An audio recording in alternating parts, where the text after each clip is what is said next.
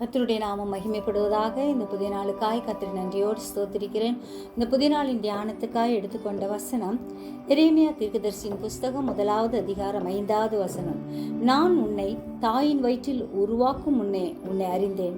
நீ கர்ப்பத்திலிருந்து வெளிப்படும் முன்னே நான் உன்னை பரிசுத்தம் பண்ணி உன்னை ஜாதிகளுக்கு தீர்க்கதரிசியாக கட்டளையிட்டேன் என்று சொன்னார். தாயின் கருவில் உருவாகும் முன்னே நம்மை தெரிந்து கொண்ட கர்த்தர் நம்மோடு கூட இருக்கிறார். நம்மை பெயர் சொல்லி அழைத்தவர் அவரே. கலாத்தியர் 1வது அதிகாரம் 5வது வசனத்தில் பவுல் கூறுகிறார், நான் என் தாயின் வயிற்றில் இருந்தது முதல் என்னை பிரித்தெடுத்து தம்முடைய கிருபையினால் அழைத்த தேவன் என்று. நம்மையும் தம்முடைய மிகுந்த கிருபையினால் அழைத்திருக்கிறார். பரிசுத்தத்தின் மேல் பரிசுத்தம் அடைய ஆண்டவரிடத்தில் கிருபை கேட்போம். ஆண்டவருக்காய் வேறு பிரிக்கப்பட்டவர்களாய் நாம் அவரையே நோக்கி பார்த்து முன்னேறுவோம்.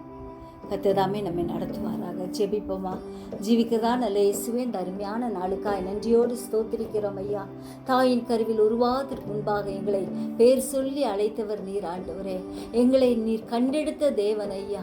எங்களை கண்ணோக்கி பார்த்த கர்த்தர் உண்மையே நாங்கள் இன்று நோக்கி பார்க்க கிருபை தரும்படியாய் கெஞ்சுகிறோம் ஆண்டவரே. எங்கள் ஒவ்வொருவரையும் பரிசுத்தம் பண்ணுகிற கர்த்தரா ஆண்டவரே, எங்களை உயர்த்துகிற தேவனாய் இருக்கிறபடியால் நன்றியோடு ஸ்தோத்திரிக்கிறோம் ஆண்டவரே. நீரே ஒவ்வொருவரையும் ஆசீர்வதியும் பாதுகாத்துக்குங்க. தூரத்திலும் சமீபத்திலும் இருக்கும்படி பிள்ளைகளை வெளியடைத்து பாதுகாக்கும்படியாய் கெஞ்சுகிறோம் ஆண்டவரே. அப்பா, சிறியோர் முதல் பெரியோர் வரை எல்லாரையும் ஆசீர்வதிங்க அப்பா. உடைய கிருபை எங்களுக்கு போதுமானதாக இருக்கிறபடியால் நன்றி செலுத்திக்கிறோம். நீரே எங்களை பொறுப்பிடுங்க, வழி நடத்துங்க, ஆசீர்வதிங்க, உயர்த்துங்க, பாதுகாத்துக்குங்க. உடைய செட்டின் கீழ் எங்களை ஒப்பு கொடுக்கிறோம் ஐயா. கர்த்தர்தாமே எங்களோடு கூட இருப்பீராக. இயேசுவின் மூலம் ஜெபங்கேளும் பிதாவே, ஆமென்.